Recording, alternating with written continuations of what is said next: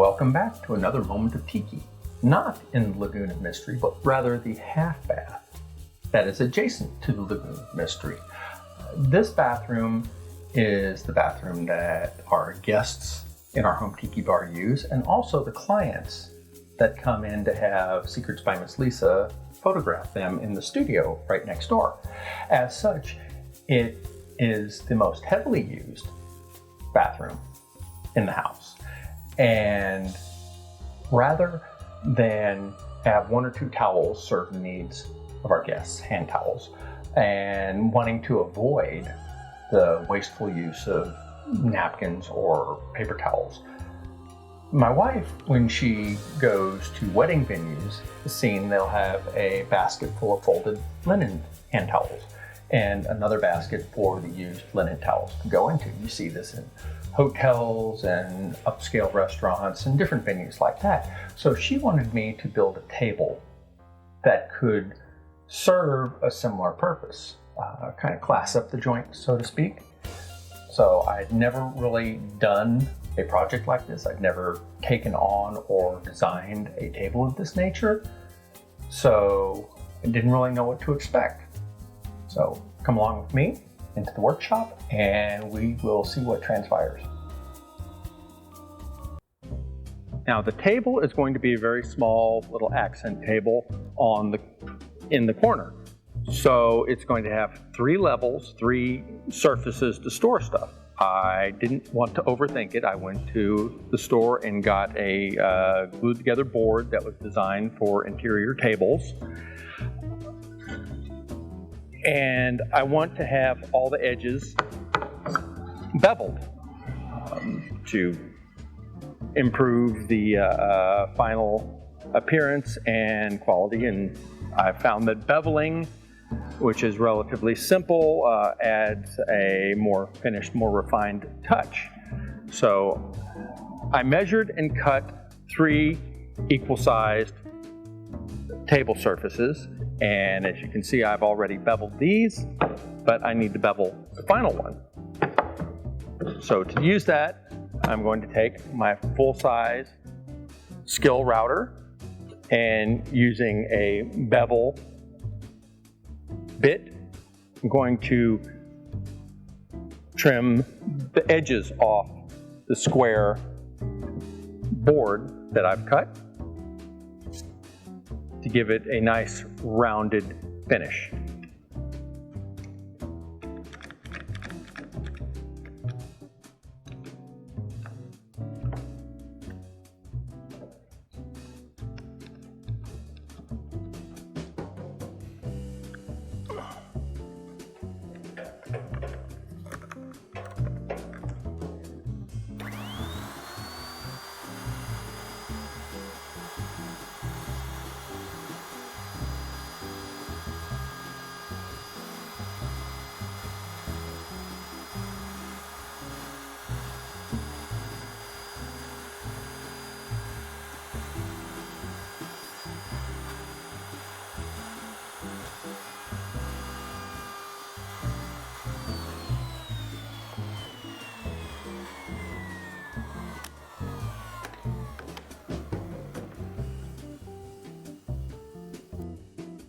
I used poplar boards cut to 31 inches for the legs.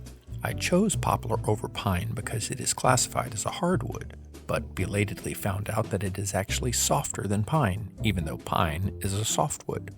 Live and learn. I decided to partially bevel the legs, marking them 1 inch from the top.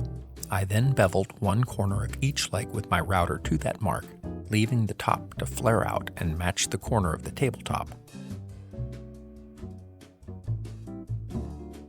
Now I've got the legs beveled here with a little hook flare out so it'll match up nicely with the edge of the table, the top right there, so everything will be flush.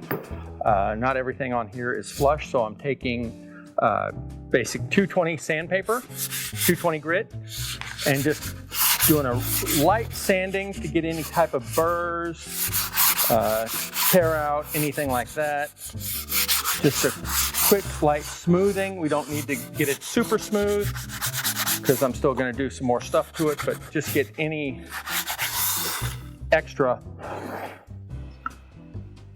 material off. Now, only one of these is going on the top. This is going to be the top piece. So I'm going to set this aside. These, on the other hand, are going to go on the bottom, middle and bottom. And rather than build skirts around each level to hold the legs together in place, I'm going to use these themselves as anchors, and the legs are going to go through them. So, I'm taking the square and marking each corner where it needs to be trimmed, not just cut so that the legs can fit.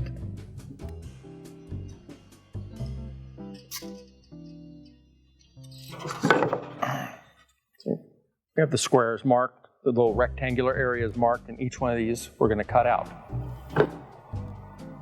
So to make my notches in the table surfaces that go in the middle and bottom tier, I am going to use a bandsaw. Now this is just a cheap entry-level Ryobi. I've never really had much need to get anything more capable. This isn't very versatile, but it can cut short, straight lines to make the notches, and that's what I need here. So this is what I'm going to do.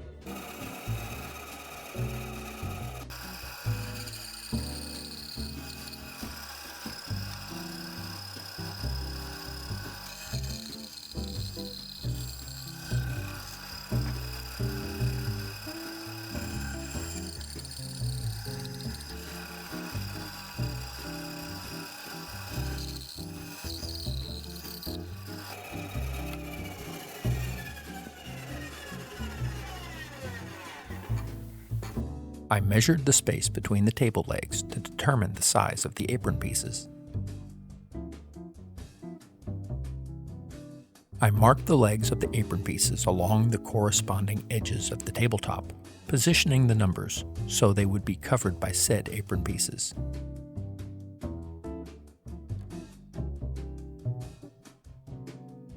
I measured and marked the cuts for the table apron on 1x2 pieces of pine board. Since the tabletop is not a square, the lengths and widths of the pieces will be different.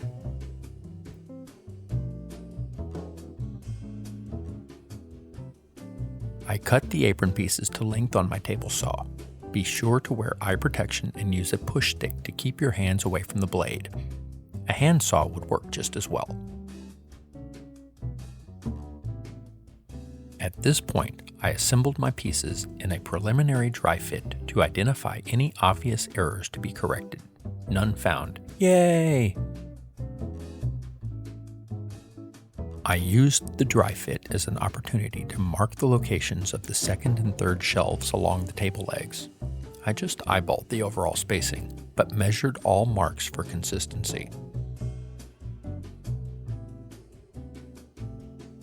At this point, I used a pencil to sketch decorative patterns onto the legs. I went with my usual alternating triangle pattern on the apron pieces. For the legs, though, I went a little more elaborate. At the top, I sketched a Polynesian-inspired 4-petal flower motif. Along the length of the legs, I put together a pattern that takes inspiration both from Papua New Guinea art and mid-century modern. That wasn't planned. I just sketched until I found an idea that worked.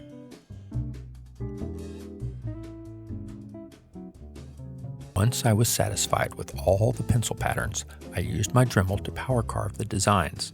I used a number of different bits to make the patterns, but for these I stuck exclusively with round-tipped, high-speed cutting bits.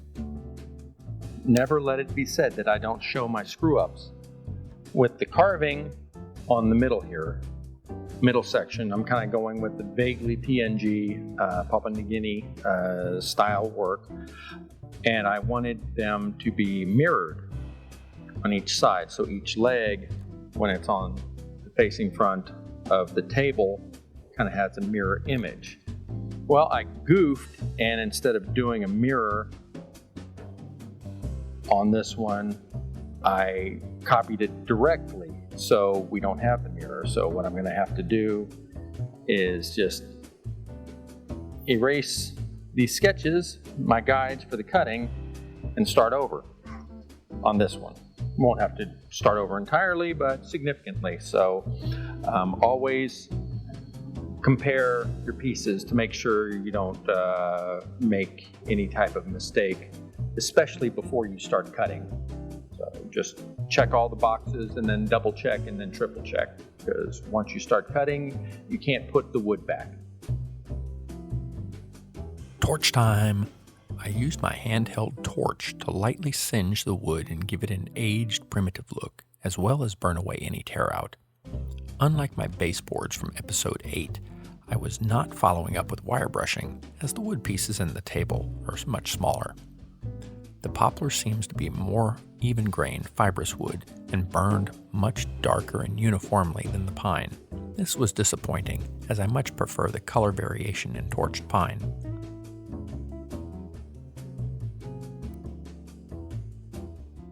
Now, putting together furniture, whether it's a table or chairs or stools, the most common way to join the various pieces together is what is called a mortise and tenon joint. Mortise is simply a hole that's cut in one section of the wood. A tenon is a projection of wood that when they go together, they form a really strong bond. Because this table I'm making is very light, it's got very thin legs, not going to support very much weight. Mortise and tenon didn't really make that much sense to me, so instead what I'm going to use is another type of joinery, basically dowels. The dowels are little pegs of wood that go into a hole that's been drilled out, and in effect this creates a miniature type of mortise and tenon, as the dowel plays the role of a tenon and the little holes drilled are mortise. It's not as strong as a mortise and tenon, but for a light project like this, it can be very effective, especially when coupled with a high quality glue. To line up the holes on these, I have a little dowel jig, which enables you to make sure that the holes drilled in one face of the wood line up with holes drilled in the face of the joining wood. And it even comes with a drill that has a drill stop on there, so you don't drill all the way through your wood and really mess things up. So this is just one way to solve the joinery problem. You can cut out mortise and tenons, although for a small table like this, it would be a challenge. You could also use biscuits. There are biscuit cutters out there, which are little flat chips of wood that you use to join it together. There's a lot of different approaches you could take. You could do pocket screws, but for this one, I felt that the dowels were going to be the most effective approach to this problem.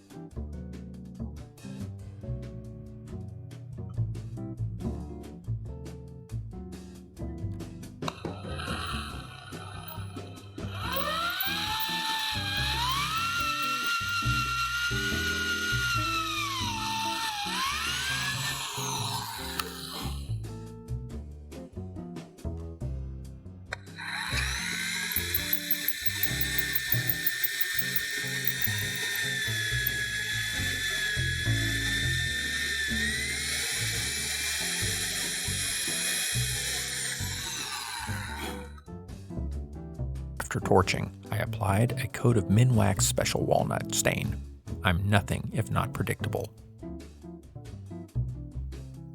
With everything stained, we're almost ready for glue up, but first we have to do the dry fit. The dry fit is exactly what it sounds like. All the dowels are in place, all the shelves, all the legs, all the skirting, Everything is put together to see if there's any significant mistakes or errors or offcuts that need to be corrected prior to gluing everything together and making it permanent, because you wouldn't want a super wobbly table. It's not perfect, but on the whole, everything seems mostly square within tolerance range. And so with the accuracy of this confirmed, now we're going to move on to the glue up. Now it's time to start the glue up. Notice we have the dowels we're using are fluted. They're not smooth. They got little grooves right here. And because wood is hydroscopic, when I put the glue in here, and this is Tite Bond 3, it's one of the better wood glues out there. The wood is going to absorb water from the glue and swell, which will force it into the hole that we have there and make it that much tighter of a fit once the glue sets. And we have the squeeze out, so just take a cloth and wipe that away.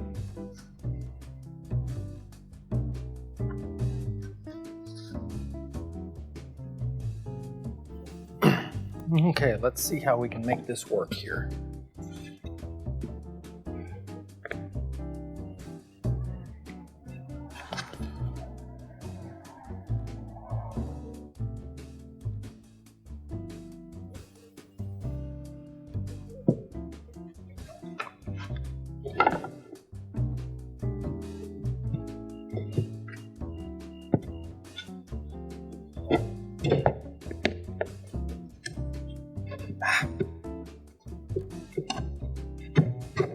There we go.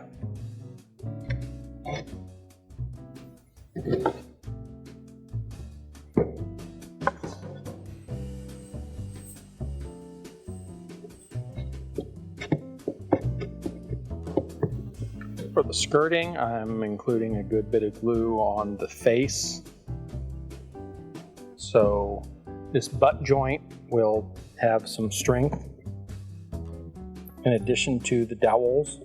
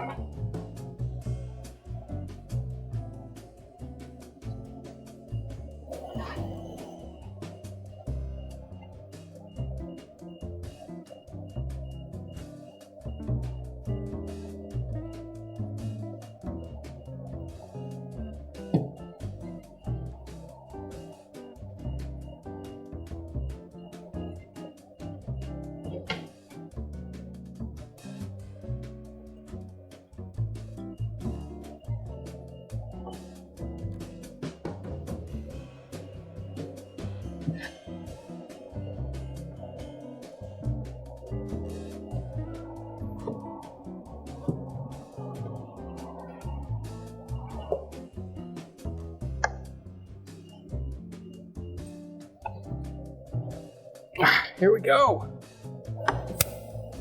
To clamp it.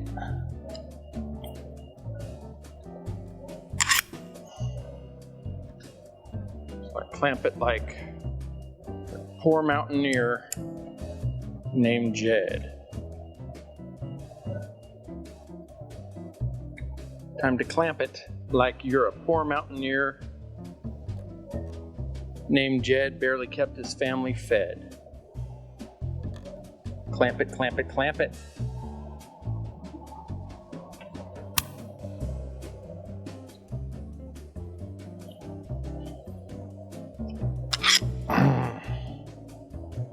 Come on, listen to the story about a man named Jed, a poor mountaineer, barely kept his family fed. Then one day he was shooting at some food. through the ground, come above the crew. Oil, that is. Black gold. Texas tea. Well, first thing you know, Jed's a millionaire. Ken folks said, Jed, move away from there. Said California is the place you ought to be, so they loaded up the truck and then to Beverly Hills, that is. Swimming pools, movie stars. Now it's time to clean up the squeeze out. Because you don't want this glue drying on here. That would be nasty. So a little damp rag. Damp.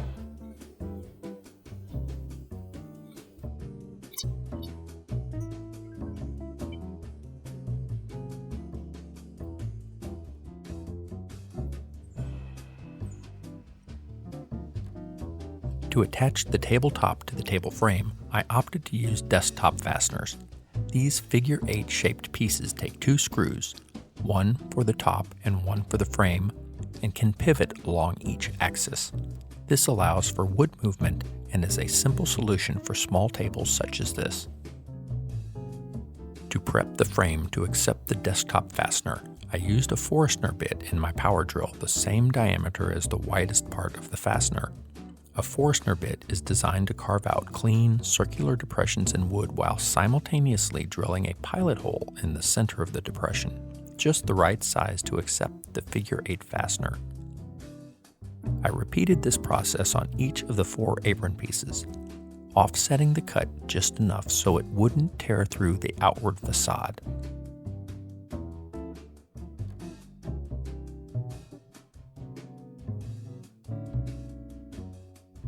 With the Forstner hole cut and cleaned, I inserted the figure 8 desktop fastener into position. It fit quite snugly. After that, I screwed the fastener into place. It would go faster using a power drill, but the screws were small and I didn't want to risk stripping the hole, so I used an old-fashioned screwdriver instead.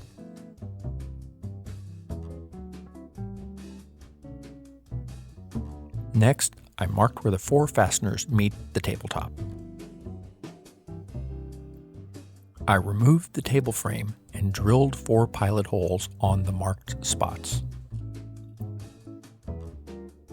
I repositioned the table frame onto the tabletop, and then it was just a matter of screwing everything together. Because of the additional shelves mounted to the frame restricting my access, I had to try several different screwdriver and bit combinations before I found one that worked effectively. As the accent table was going into the guest bathroom and would be exposed to a damp environment, I began my finish by applying boiled linseed oil. After several days, once the boiled linseed oil cured, I applied a coat of de-waxed shellac to help bond the top coat to the linseed oil. For the top coat, I chose to go with polyurethane rather than spar urethane, since the table would be inside and not exposed to UV light. I paid close attention as I brushed the poly on, taking care to ensure every surface and the crevices in my carvings were thoroughly coated.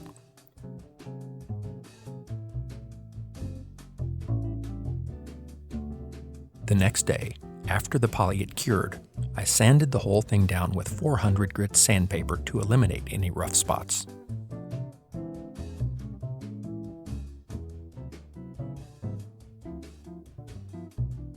Then I applied the final top coat of poly for a smooth, glossy finish.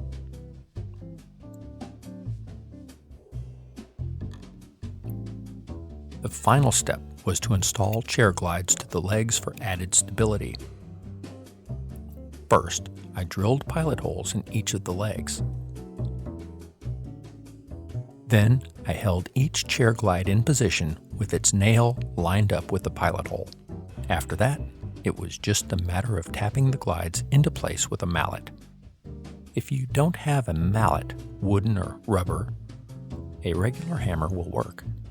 The hard metal of the hammerhead could damage the soft glides though, so placing a piece of scrap wood between the two as you tap the glides into place is a good idea.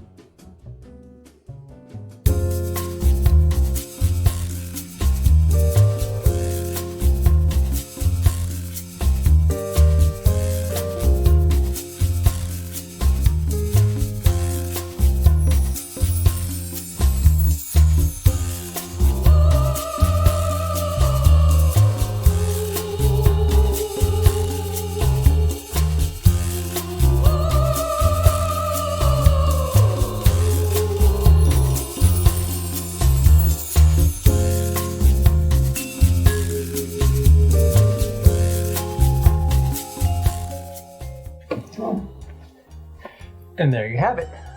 The tiki accent table to hold towels, the basket for the used towels, and also an extra shelf here for easy access to toilet paper in case someone runs out, because you never want that to happen, and an assortment of feminine products just in case. We like to think of our guests and prepare for any kind of contingencies. So this turned out a lot nicer than I expected. The patterns took very well. In hindsight, I used the poplar wood to give it a little more rigidity in the legs. I'm not sure I would do that again. The poplar did not take the stain as well as the cheap pine did. You can see the color variations in the pine. And the poplar is more of a uniform fibrous color. Might not do that again in the future. But all in all, I'm quite pleased with the way it turned out. So until next time in the Lagoon of Mystery, aloha.